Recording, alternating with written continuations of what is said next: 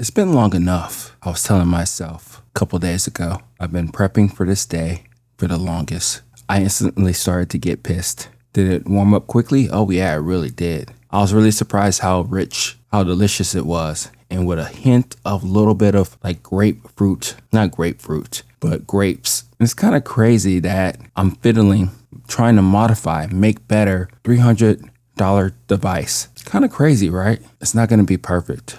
There's pros and cons to all of it.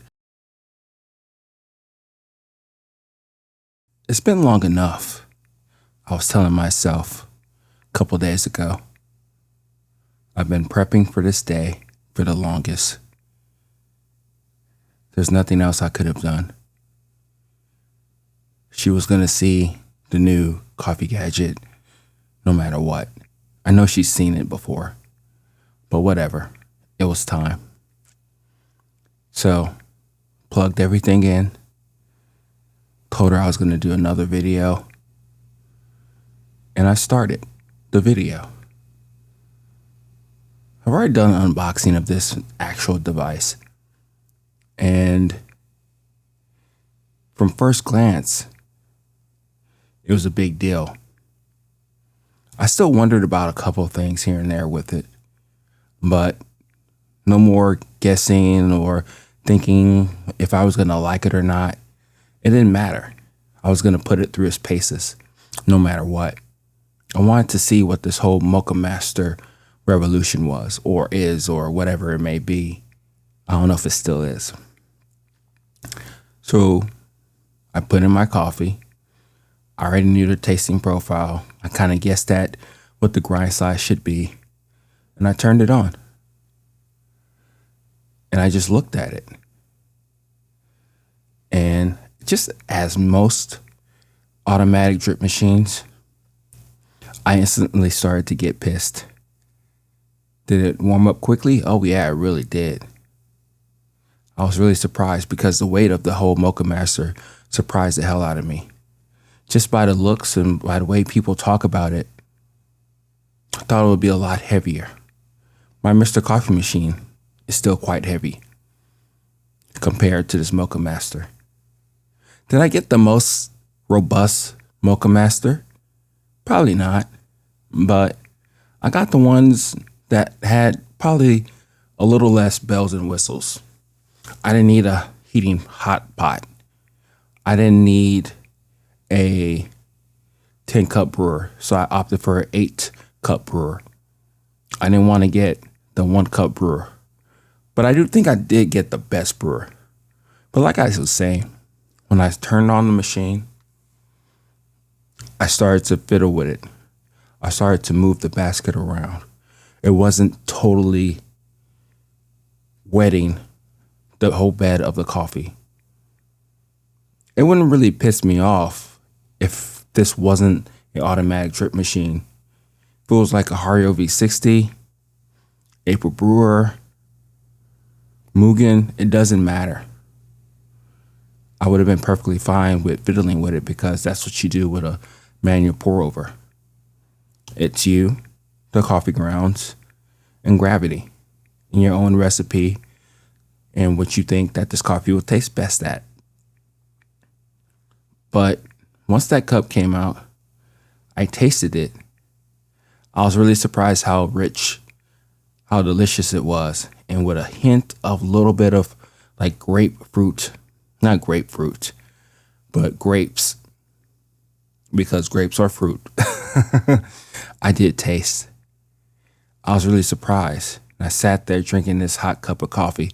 It was ready for me to drink too. I didn't have to wait for it to get any cooler. It was the perfect temperature. And I sat there drinking that cup of coffee, wondering what other things I can do with it.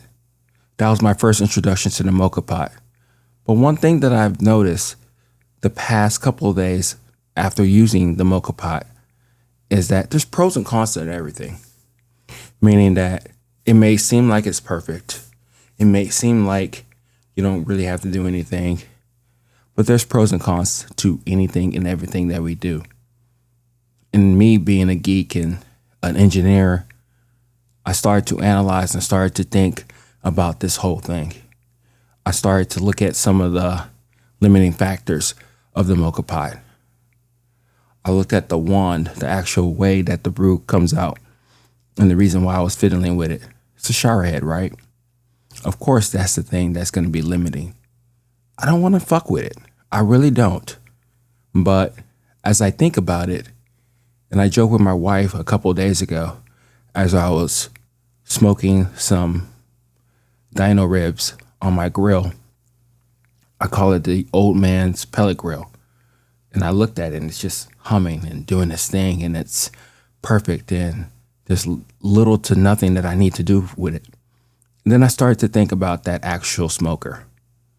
I modified it. I probably I wasn't happy with it when I actually started to smoke meat with it. I looked at it, I analyzed it. I went online. I got things that I thought that would make my barbecue better. And now it's perfect to me. But there's still pros and cons to everything that we do. I know that grill from the head, from the back to the front to do all that stuff, right, that they say. I know how to use it. I know how to dial it in. And once you get it dialed in, you can walk away for hours and you don't have to do anything. But again, it's not perfect. Wish I would have more room in order to actually smoke more meat. The bottom rack is kind of pointless. I guess really what I'm saying here is that there's pros and cons to everything that we do in life, and especially in coffee. So as I look at this actual device, this Moccamaster, this device, if you bought it on a regular day, any other day, $300. And it's kind of crazy that I'm fiddling, trying to modify, make better a $300 device. It's kind of crazy, right? It kind of pisses you off a little bit if you're really thinking about it. But truthfully, we always think about things, trying to make them better, trying to make them more to our style, more to our makeup, more to the things that we like to do. And in this case, in coffee. And as I was thinking about things that I can do in order to modify it, look at different things online, probably buy a different shower head, whatnot. I started to think about the other gadgets that I have that are in coffee. I started to think about the Vario V60, what kind of things I've done to it in order to make it more my style, my jam. And, I have thought about that, but when you think about it, there's not that much you can really do with a Vario V60. You can change the filter. You can change up your recipe. Swirl, don't swirl, grind size, different coffees. And for the most part, you're going to have to deal with the cons as they present themselves. Same thing with all the other brewers. And if something has a little bit more cons than pros, then you simply just stop using it or you use it the least amount of times. That's how it was with the AeroPress. I didn't care for it. I thought it was gimmicky. I've done a couple videos, many videos about it. And the thing about it is that when the cons outweigh the pros, like I said, you just sit it down. You don't really worry about it. You don't really get mad about it. But that little modification that I made to the AeroPress is in my monthly, daily, weekly ritual of coffee making. Just because of that device. And there's been many people telling me you created a problem that didn't need a solution. That may be true. But at the end of the day, we're here to make coffee. As simple as that sounds. And if we can't make the coffee that we want to, we're just simply going to stop doing it. That's just the way that we're going to be doing it. And as I sit here thinking about the mocha pot, thinking about the Moccamaster, I'm like, I do need to make it better, even though I spent all this money. Thank God for Prime Day. But still, modifying the $200 machine. That's something that everybody loves and craves and just deals with. The little imperfections that it does have, because it's not perfect. It's plasticky. It is underwhelming when you actually get close to it and think about the time and effort that you've seen this machine before. But then you look past some of those imperfections, because some of those things that you can't really change unless I want to go into the coffee brewer maker type of realm, which I really don't. And then you start to look at the machine for what it really is. You start to wonder, it's like, wow, there's a lot of gadgets that I already have that work really well with it. I really did get lucky with this 8-cup brewer, because I can put an April brewer, I can put a Harvey B60, I can put a Mugen on it. I can put all the brewers that I have right now on this device. I can put like a drip assist on it. I can not do as much as I think that I need to in order to make a cup of coffee. And then I can just deal with the imperfections from there and kind of make it better in my own as I go about this whole journey of all this stuff, right? So yeah, I am going to modify this machine. Hopefully in the realm of just getting a different shower head or some type of mechanism in order for me to replicate the making of coffee as easy as possible. Because something is very appealing about this whole automatic drip machine. Turn it on and it does its job. I do like that aspect of like coffee making to an extent. Sometimes you just want to just turn on the machine. It makes the coffee for you and you're good to go.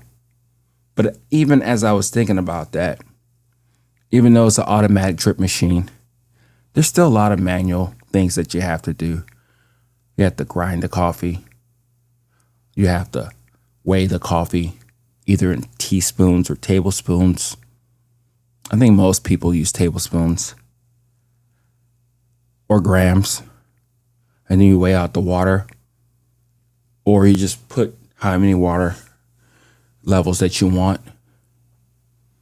And then once your cup of coffee is done and you're done drinking it, you have to clean the machine. So how automatic really is it? Besides water just dripping down on its own without you actually worrying about that actual recipe. I do like the fact that with the Moccamaster, that if you use an actual basket, you can play around with the different drawdowns. You can either go all the way down with a full drawdown, or you can do halfway to where it slows it down so it has more contact time, or you can even treat it like an immersion brewer where you can turn it completely off, let the water build up, and then once that is done, you can go ahead and drain the water. Those are some of the things that you can do with it. I haven't really delved into all of it, and I know there's going to be limitations to all of it, but I guess really what I'm saying is that when we think about our coffee gear, I think it's also good that we think about all the things that we do have, that we do play around with each and every day. Our cars, our pencil sharpeners, as I'm thinking about that because of my kids. I think about the computers that I use, think about all the gadgets that I use in order to do these videos, make these talks, and do all this stuff. It's not going to be perfect. There's pros and cons to all of it. And as we sit here and think about all of this and kind of go about it in this way, we have to realize is that we want to be on the side of things so where we're just going to be using it.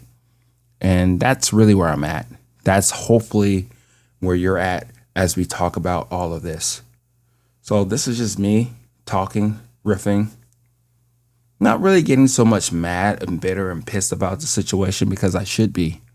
Because no matter what, if you put your money into something, for the most part, after reading and analyzing and seeing things for what it is, for the most part, you don't want to do too much to it.